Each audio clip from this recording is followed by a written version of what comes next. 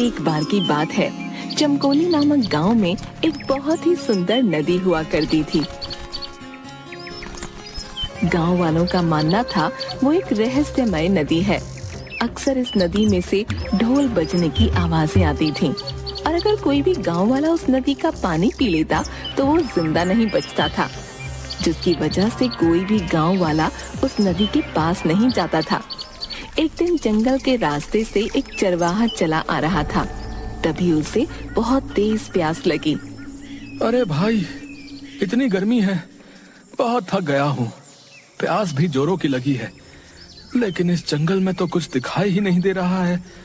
थोड़ा आगे चलकर देखता हूँ, शायद कहीं पानी मिल जाए।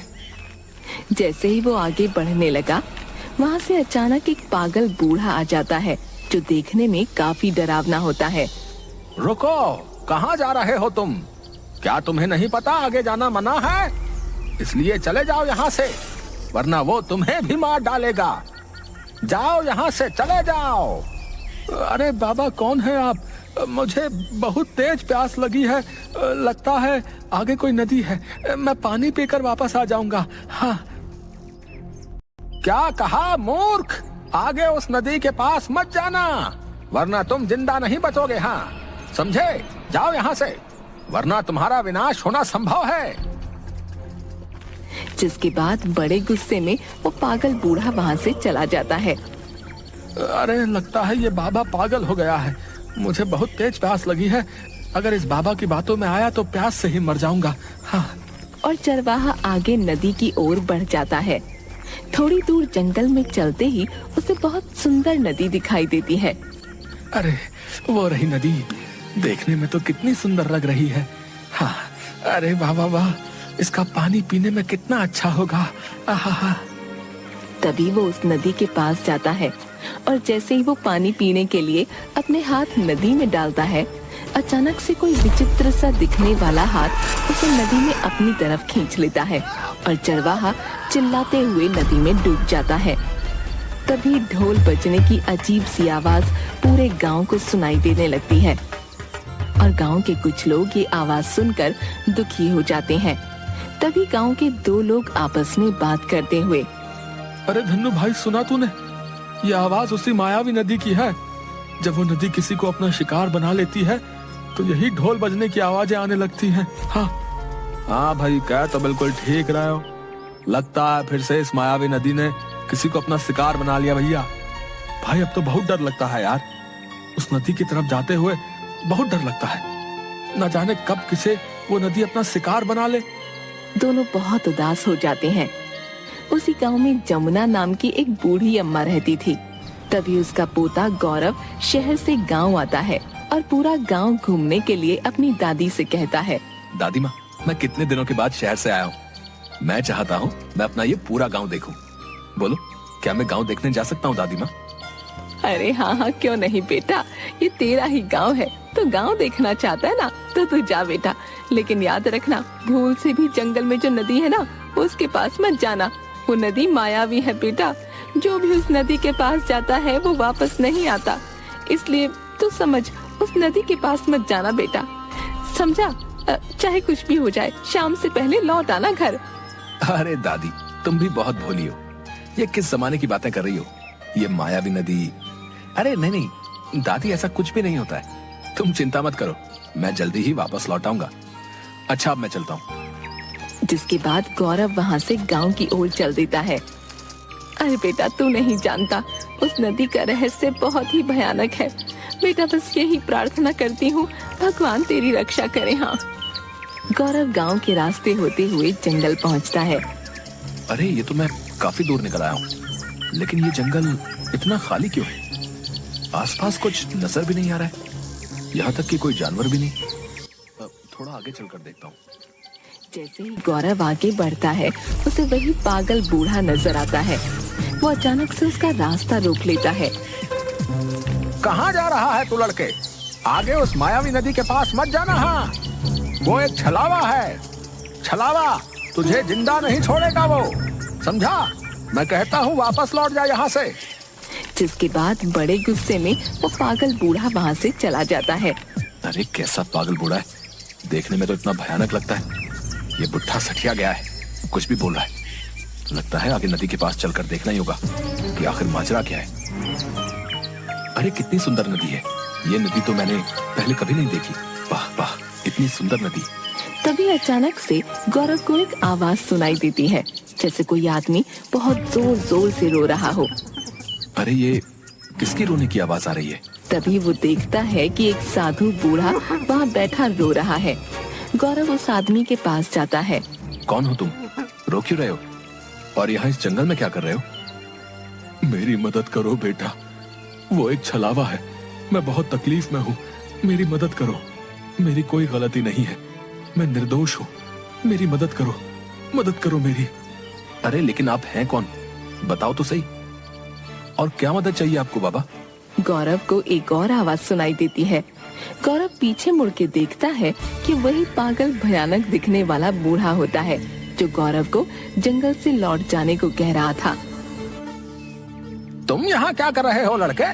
तुमसे बोला है ना जाओ यहाँ से, वरना ये मायावी नदी तुम्हें भी अपने माया जाल में फंसा लेगी। हाँ चलो जाओ यहाँ से। बाबा मैं तो बस जा ही रहा था, वो तो मुझे ये बूढ़ा साधु रोते हुए दिखाई दिया, इसलिए मैं यहाँ आ गया। कौन? लड़के किसकी बात कर रहे हो तुम? यहाँ तो कोई रोता हुआ नजर ही नहीं आ रहा है। मैं कहता हूँ चले जाओ यहाँ से। तभी गौरव अपनी गर्दन घुमाकर पीछे देखता है और देखता है कि सच में वहाँ कोई नहीं है। गौरव ये देखकर हैरान हो जाता है।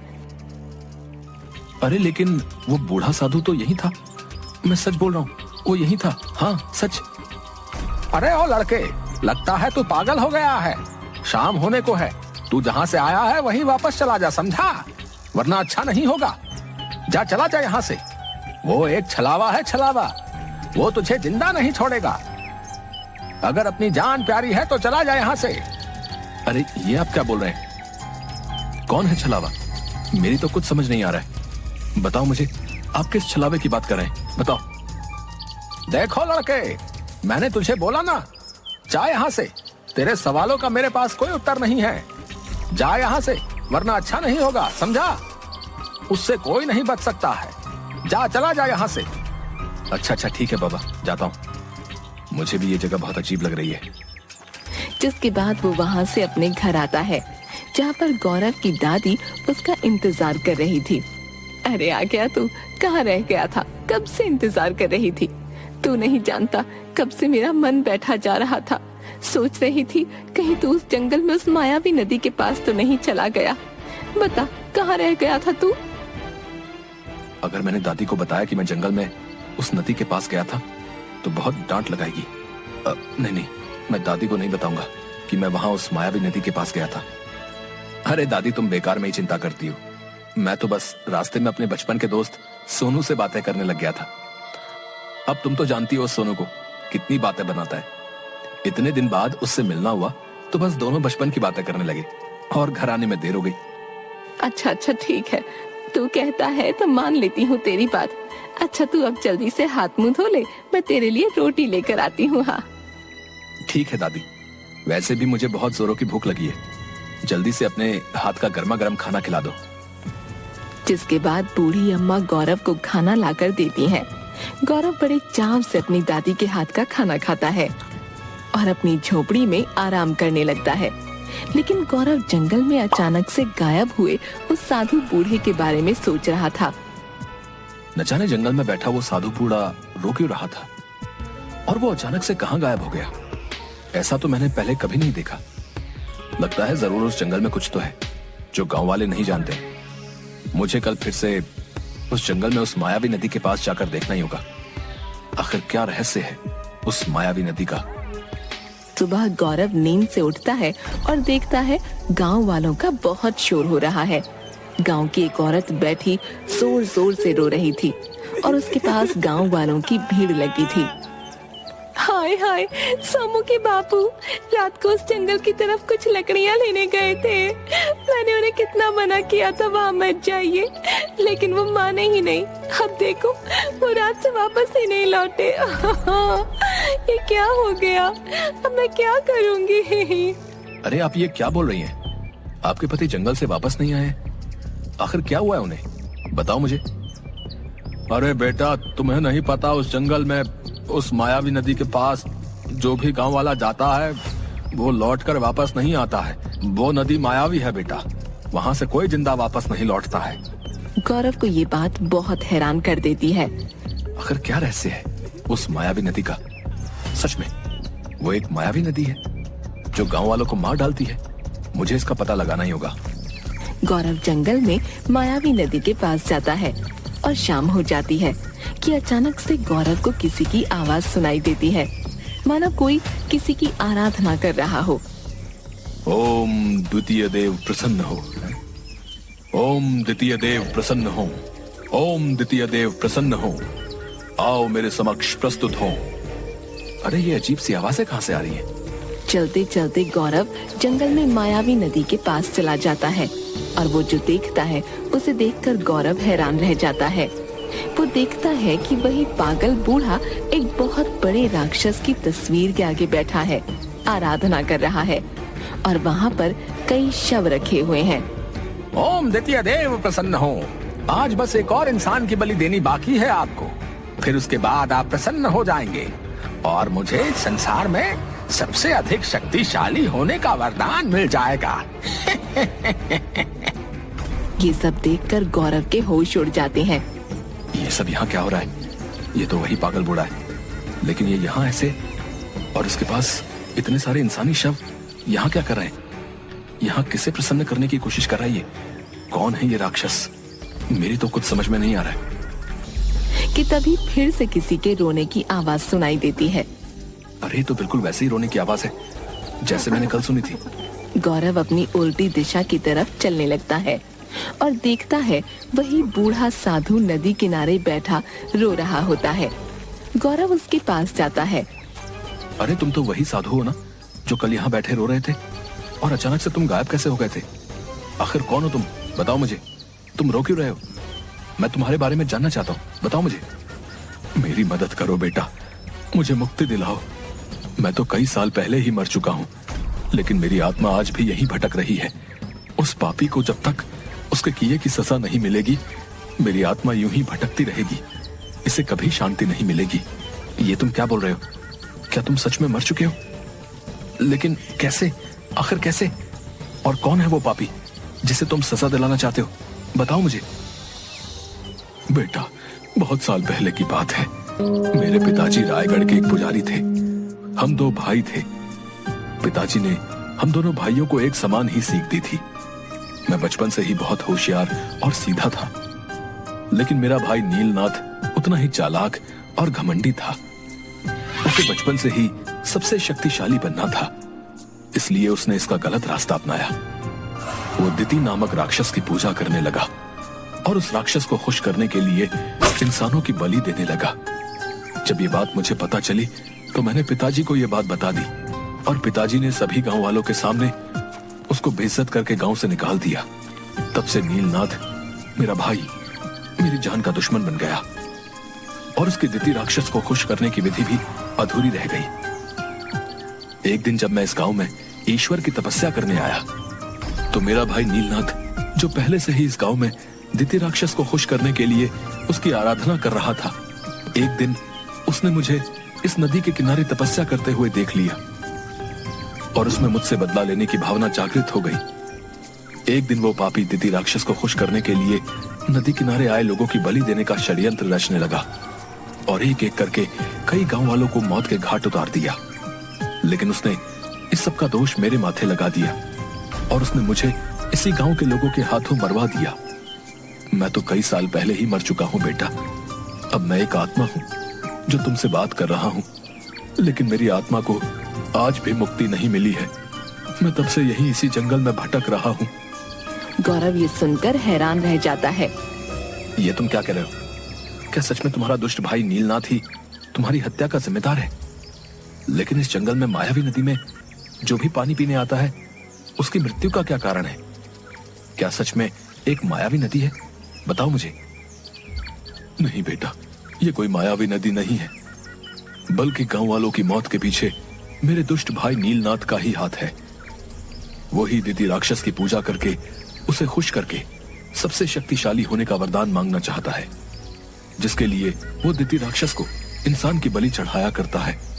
अब बस उसकी ये आराधना पूरी होने को है। अब उसे अपने आखिरी शिकार की आवश्यकता है, जिसकी बलि देकर वो दिति राक्षस को प्रसन्न कर लेगा और उसे इस संसार में सर्वशक्तिमान का वरदान मिल जाएगा।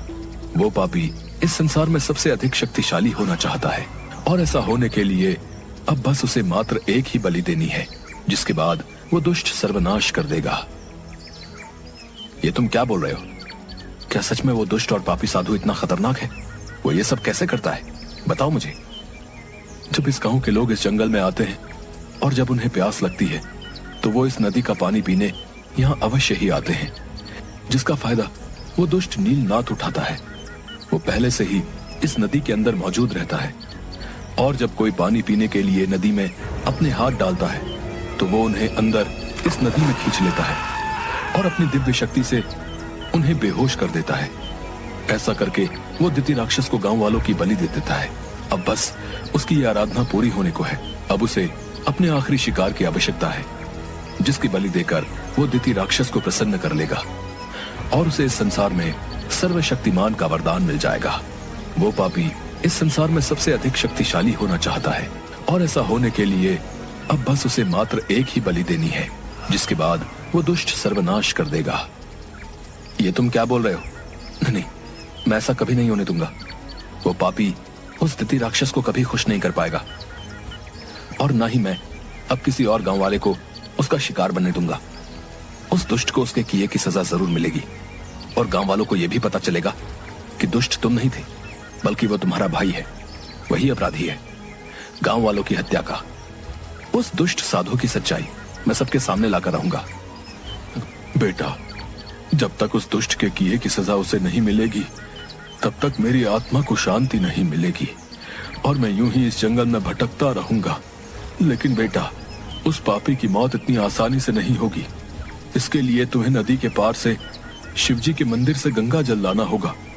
उसी गंगा जल से दुष्ट नीलनाथ जलकर खाक हो जाएगा। लेकिन ये सब तुम्हें बड़ी होशियारी के साथ करना होगा। अगर उस दुष्ट को तुम्हारे बारे में पता लग गया तो वो तुम्हें जिंदा नहीं छोड़ेगा बेटा। आप चिंता मत कीजिए बाबा, मैं नदी पार जाकर शिवजी के मंदिर से गंगा जल अवश्य लेकर आऊंगा। और अब तुम देखना, उस दुष्ट नीलनाथ को उसके किए की सजा जरूर मिलेगी और तुम्हारी आत्मा को मुक्ति भी मिलेगी। अगले दिन गौरव सुबह नदी पार शिवजी के मंदिर में जाता है। वो देखता है एक बहुत ही सुंदर शिवजी का मंदिर है, जहाँ एक पुजारी बैठा था। पुजारी जी, मैं मायावी नदी के उस पार से आया हूँ। मुझे शिवजी का अमृत गंगा जल दे दीजिए। इस गंगा जल से मुझे एक दुष्ट का सर्वनाश करना है। सर्वनाश? आखिर बेटा तुम किस दुष्ट की बात कर रहे हो? बताओ हमें, क्यों तुम्हें शिवजी का अमृत गंगा जल चाहिए? जिसके बाद गौरव पुजारी को सारी बात बताता है। हाँ हाँ, क्यों नहीं बेटा, मैं अवश्य ही तुम्हें शिवजी का अमृत गंगा जल दे देता हूँ। ये तुम्हारी उस दुष्ट का नाश करने में अवश्य ही सहायता करेगा। जिसके बाद पुजारी गौरव को गंगा जल देते हैं और गौरव वहाँ से चल देता है। उधर जंगल में नदी किनारे गांव का ही एक आदमी आता है और उस नदी का पानी पीने ही लगता है कि नदी में पहले से मौजूद दुष्ट साधु उस आदमी को अंदर नदी में खींच लेता है और अपनी दिव्य शक्ति से उसको बेहोश कर देता है। जंगल में एक स्थान पर राक्षस की मूर्ति के आगे, जहाँ वो नीलनाथ राक्षस की पूजा किया करता था, उस आदमी के शरीर को राक्षस के सामने लेटा देता है। देखो देखो, मेरे परमात्मा द्वितीय देव, आज मैं तुम्हारे लिए अंतिम बलि लेकर आया हूँ। इससे तुम जरूर खुश हो जाओगे और मुझे इस संसार में सबसे अधिक शक्तिशाली होने का वरदान दे दोगे। अब मुझे शक्तिशाली होने से कोई नहीं रोक सकता। हाँ। तभी वो दुष्ट नीलनाथ एक बड़ी सी तलवार से उस आदमी का सर काटने ही वाला होता है कि तभी वहाँ गांव वाले लाठी डंडों के साथ आ जाते हैं। रुक जाओ दुष्ट, आज हम तुम्हें जिंदा नहीं छोड़ेंगे। हाँ, तुम ही हो गांव वालों की मौत के हत्यारे। रुक जाओ, आज हम तुम्हें जिंदा नहीं छोड़ेंगे। हाँ। उन्हें आता देख वो दुष्ट पाखंडी रुक जाता है और तलवार उसके हाथ से नीचे गिर जाती है और गांव वाले उस दुष्ट को पकड़ लेते हैं लेकिन दुष्ट पाखंडी देखते ही देखते गांव वालों के बीच से गायब हो जाता है और जोर जोर से हंसने लगता है। तुम मुझे कभी नहीं पकड़ पाओगे गांव वालों, ये तुमने अच्छा नहीं किया। आज मैं आखिरी बलि के साथ साथ अपने परमात्मा द्वितीय को तुम सबकी भी बलि दूंगा। हाँ, मैं तुम सबको मार डालूंगा। तुमने मेरी आराधना को भंग करने की कोशिश की, मैं तुम्हें मार डालूंगा। उसकी ये सब बातें सुनकर गांव वाले बहुत डर जाते हैं। तभी वो दुष्ट नीलनाथ फिर से दिखाई देता है कि तभी वहाँ गौरव गंगा जल लेकर आता है। दुष्ट नीलनाथ पापी, अब तुझे अपने किए की सजा जरूर मिलेगी। ये देख, अब तू जलकर खाक हो जाएगा, अब नहीं बच पाएगा। जितने भी तूने पाप किए हैं उसकी सजा अब तुझे जरूर मिलेगी। गौरव गंगा जल उस दुष्ट पाखंडी के ऊपर फेंक देता है। नहीं नहीं, ये तुमने क्या किया लड़के? मेरी इतने वर्षों की तपस्या को मिट्टी में मिला दिया। नहीं नहीं, ये तूने अच्छा नहीं किया। और देखते ही देखते वो पापी जलकर भस्म हो जाता है। गांव वाले बड़ी हैरानी से ये दृश्य देख रहे होते हैं और सब अच्छे से समझ जाते हैं। तुम्हारा बहुत बहुत धन्यवाद गौरव बेटा। अगर कल रात तुम हमें यहाँ आने के लिए ना कहते तो हम इस दुष्ट पाखंडी की सच्चाई कभी नहीं जान पाते। हम हमेशा से यही समझते रहे कि ये नदी ही मायावी है जो गांव वालों की मौत का कारण है, लेकिन तुमने यहाँ आकर हमारी आंखों पर पड़ा इतना बड़ा पर्दा हटा दिया बेटा। अगर तुम ना होते तो आज भी वो पापी किसी न किसी की बलि दे रहा होता। सच में तुम बहुत ही बहादुर हो। तुम हमारे लिए इस गांव में एक फरिश्ता बनकर आए हो बेटा। अरे ये तो मेरा कर्तव्य था, आप लोग मेरा धन्यवाद मत कीजिए। ये गांव जितना आप लोगों का है उतना ही मेरा भी है, इसलिए मैंने जो कुछ भी किया वो अपने और अपने गांव वालों के लिए ही किया है। ये बात सुनकर सभी गांव वाले बहुत खुश होते हैं और गौरव को अपने गले से लगा लेते हैं। तभी गौरव को वो बूढ़ा साधु नजर आता है। तुम्हारा बहुत बहुत धन्यवाद बेटा, अब मेरी आत्मा को शांति मिल गई है। उस दुष्ट नीलनाथ को उसके किए की सजा मिल चुकी है। अब मैं यहाँ से जा रहा हूँ बेटा। तुम एक नेक दिल और होशियार इंसान हो, सदैव ऐसे ही रहना बेटा। जिसके बाद वो बूढ़े साधु की आत्मा वहाँ से हमेशा हमेशा के लिए चली जाती है और सभी गांव वाले बिना डर के फिर से खुशी खुशी रहने लगते हैं।